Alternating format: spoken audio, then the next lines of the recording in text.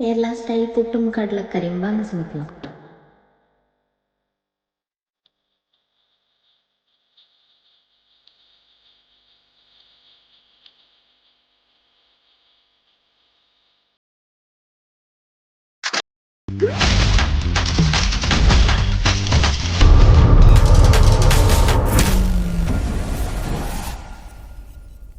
Stove on பண்ணி ஒரு cooker வச்சுக்கலாம். கொஞ்சமாக எண்ணெய் விட்டுக்கலாம். எண்ணெய் சூடாயிடுச்சு. ஒரு ஆனியன் சேர்த்துக்கலாம். வெங்காயம் வதக்கி விட்டுக்கலாம்.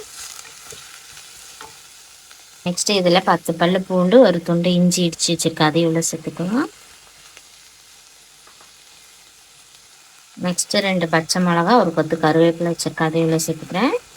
பச்சை மிளகா நீட்டாக கட் பண்ணிக்கோங்க. நல்லா வதக்கி விட்டுக்கலாம்.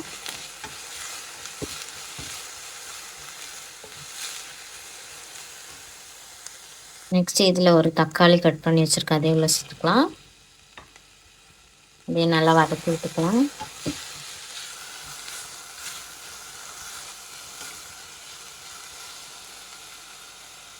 அதிகமாக வதங்கணும்னா ஜஸ்ட் ஒரு 2 நிமிஷம் வதங்கினா போதும். நெக்ஸ்ட்டு நான் 8 மணி நேரத்துக்கு முன்னாடி ஊற வச்ச கடலைக்கு சேர்த்துக்கிறேன். இதையும் வதக்கி விட்டுக்கலாம்.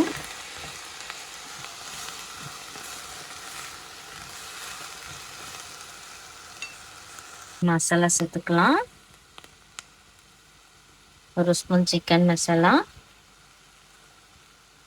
கொஞ்சமாக மஞ்சள்தூள், கொஞ்சமாக உப்பு, கொஞ்சமாக கரம் மசாலா, கொஞ்சமாக பெப்பர், இதெல்லாம் சேர்த்து நல்லா மிக்ஸ் பண்ணி விட்டுக்கலாம்.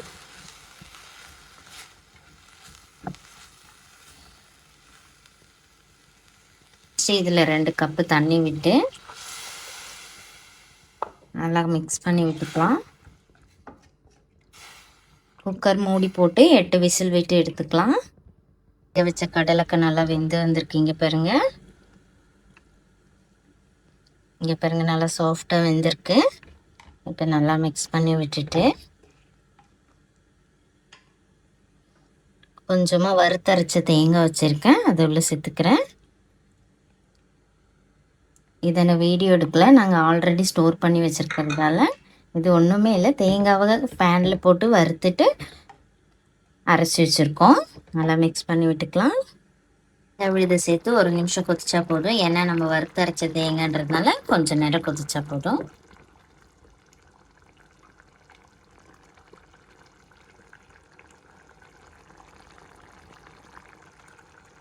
கொதிச்சிருச்சு. இப்போ ஸ்டவ் ஆஃப் பண்ணிவிட்டு இதுக்கு ஒரு தாளிப்பு கொடுத்துக்கலாம். தாளிப்பு கடாய் வச்சுக்கலாம்.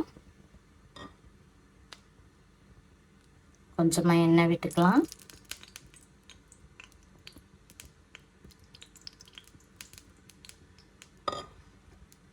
எண்ணெய் சூடாயிடுச்சு. கொஞ்சமாக கடுகு சேர்த்துக்கலாம். புரிஞ்சிருச்சு. கொஞ்சமாக தேங்காய் சேர்த்துக்கலாம், துருவன தேங்காய். ப்ரௌன் கலர் ஆகிறது அளவுக்கு வறுத்து விட்டுக்கலாம். ப்ரௌன் கலர் ஆயிடுச்சு. ஒரு கொத்து கருவேப்பிலை சேர்த்து நல்லா வதக்கிட்டு ஸ்டவ் ஆஃப் பண்ணிக்கலாம். தாளிப்பை கடலைக்கறியில் சேர்த்துடலாம்.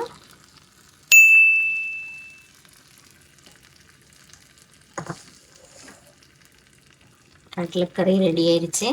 மாவு பிணைஞ்சிக்கலாம். அதுக்கு ஒரு பவுல் எடுத்துக்கலாம். நான் 1 கப்பு அரிசி மாவு எடுத்திருக்கேன். நெக்ஸ்ட் கொஞ்சமாக உப்பு சேர்த்துக்கோங்க, தேவையான அளவு. நெக்ஸ்ட் கொஞ்சமாக சுகர் சேர்த்துக்கோங்க. அதனால ஸ்வீட்னஸ் ஒன்றும் வராது, நல்ல ஒரு டேஸ்ட்டும் ஃப்ளேவரும் கொடுக்கும். கொஞ்சம் கொஞ்சமாக தண்ணி விட்டு பிணைஞ்சிக்கலாம்.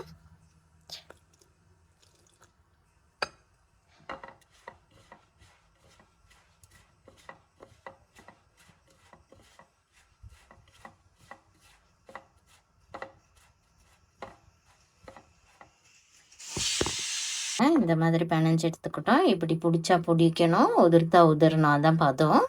இப்போ ஒரு 1/2 hour இதை ஊற வச்சுக்கலாம். நம்ம மூடி போட்டு மாவு 1/2 hour முடிஞ்சு. இப்போ ஒரு புட்டுக்குழை எடுத்துக்கலாம். அதில் கொஞ்சமாக தேங்காய் துருவினதை சேர்த்துக்கலாம். பிணைஞ்சு வச்சுருக்க மாவு ஒன்ஸ் கையில் நல்லா குழச்சி விட்டுருங்க. நம்மளோட புட்டு கொஞ்சம் ட்ரையாக இருந்துச்சுன்னா கொஞ்சம் தண்ணி சேர்த்துக்கோங்க. இப்போ நம்ம புட்டுக்குழாயில் நரைச்சிக்கலாம். 3 லேயரை நரைச்சிக்கோங்க. லேயர் முடிஞ்சோடனே கொஞ்சமாக தேங்காய் சேர்த்துக்கோங்க அது மேலே.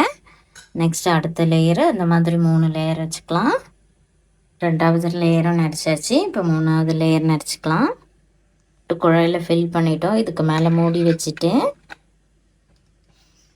இடத்துல தண்ணி கொதிக்குது, முன்னாடியே வச்சுட்டேன். இதுக்கு மேலே வச்சு 10 நிமிஷம் ஸ்டீம் பண்ணி எடுத்துக்கலாம்.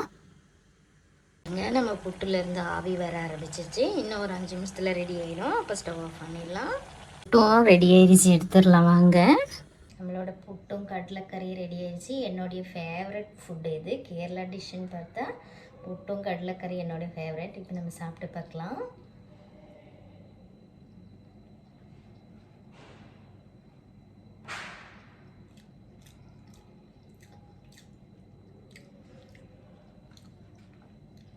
ரொம்ப நல்லாயிருக்கு. நீங்களும் உங்கள் வீட்டில் சமைங்க, சாப்பிடுங்க. மறக்காமல் நம்ம சேனலை சப்ஸ்கிரைப் பண்ணிக்கோங்க. இந்த மாதிரி புது வெரைட்டி டிஷ்ஷஸ் வேணும்னா, கேரளா டிஷ்ஷஸ் வேணும்னா சப்ஸ்கிரைப் பண்ணிக்கோங்க. Okay, bye bye.